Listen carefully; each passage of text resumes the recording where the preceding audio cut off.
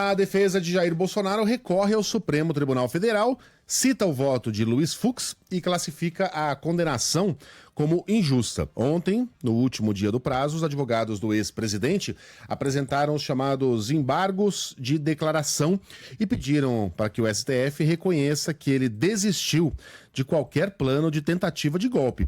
Em setembro, Bolsonaro foi condenado a 27 anos e 3 meses de prisão e agora caberá à primeira turma analisar o recurso. Quem tem detalhes de Brasília é Afonso Marangoni. Afonso, bem-vindo a este horário. Bom dia para você. Bom dia, Megali. Bom dia, Sheila e Carla. Bom dia a todos.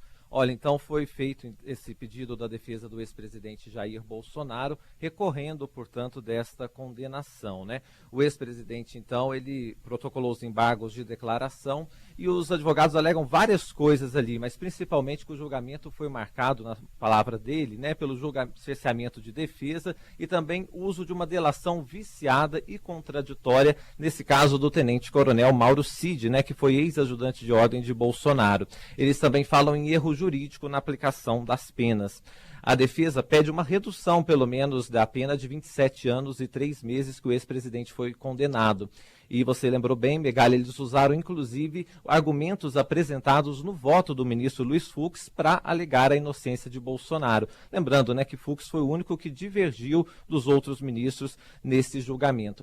E é interessante dizer que, além de Bolsonaro, a defesa de outros 6 réus do Núcleo 1, chamado Núcleo Crucial da Tentativa de Golpe pela Procuradoria-Geral da República, pedem a diminuição da pena e também recorreram nesses embargos de declaração. O único que não apresentou nenhum tipo de recurso foi o delator Mauro Cid, né? Até porque ele recebeu a menor pena de todas, foram 2 anos sob regime aberto, né? Então não teria por que recorrer, sendo que ele foi um colaborador da Justiça.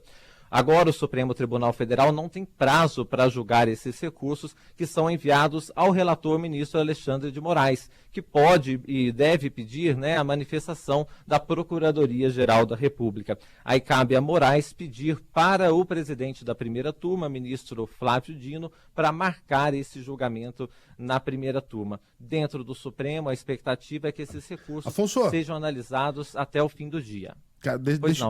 Você me desculpe, é que acabou de sair. Enquanto você falava, a gente recebeu a informação aqui de que o julgamento dos embargos de Bolsonaro e dos outros 6 réus já tem data. Quer dizer, não tem ainda uma data física, mas deve acontecer entre 7 e 14 de novembro no plenário virtual. Tá? Ainda há outros embargos possíveis de serem pedidos pela defesa de Bolsonaro, mas é possível, dá para pedir os embargos dos embargos, né? É possível, mas se o STF vai aceitar é outra coisa. Quer dizer, estamos falando aqui de, na pior das hipóteses, 14 de novembro. O recesso do judiciário no ano passado começou no dia 20 de dezembro. Ou seja, há tempo mais que suficiente para que a pena comece a ser cumprida ainda nesse ano, né?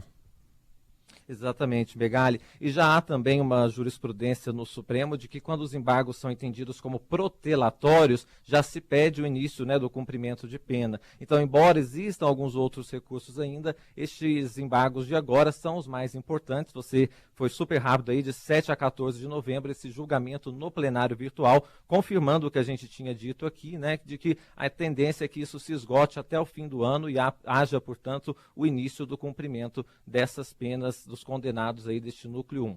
Agora voltamos com vocês. Perfeito. Então é isso. É o que temos aí. A justiça seguindo o seu rumo, né? Os embargos sendo apresentados e julgamento vai acontecer daqui a, portanto, 28, coisa de 20 dias para frente, 15 dias para frente. E aí talvez já tenhamos em novembro, né? O início do cumprimento da pena de Jair. Esses embargos não terão condão de mudar a condenação, tá?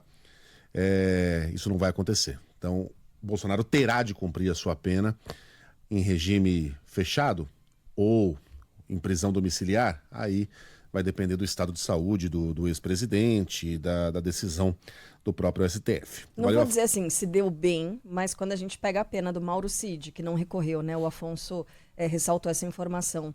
2 anos em regime aberto para Mauro Cid. Passou maus bocados, ficou preso, sofreu pressões, delatou todo mundo, perdeu a carreira dele, né? A carreira militar que ele tinha. 2 anos em regime aberto. É. Eu imagino para os outros condenados, né, que olhem para ele e falem, poxa... Saiu barato, né? Pelo Então. papel que Mauro Cid Saiu, teve ali. Agora, eu não me conformo, viu, cara? O cara que tem uma estrada toda asfaltada, iluminada, uma carreira toda construída, né? No máximo, em coisa de 5 anos, 8 anos, seria general de 4 estrelas. O cara é respeitado, fala várias línguas, estudou no exterior. Dizem que tem uma grande cultura, não sei, não conheço, mas é um cara que era muito respeitado no meio militar. Pegou? Cara, o cara opta. Rasgou. Exato. Rasgou e jogou no lixo a Já carreira rasgou e dele. jogou- aham. o cara tem O histórico tudo da isso. família, né? Porque o pai também era. O pai, meu Enfim. pai também foi lá e passou a vergonha que passou, mas Passou. esse já construiu a carreira, já tá lá de pijama. Né? O Mauro Cid, minha gente, tinha muito a viver ainda.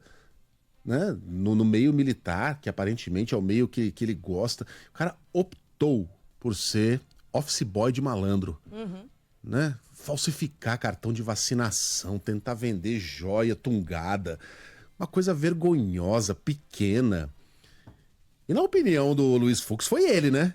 Ele era o responsável, o cabeça, mas aí é um delírio do Luiz Fux, né? Numa boa, até ele. Acho que se arrepende desse ponto de vista.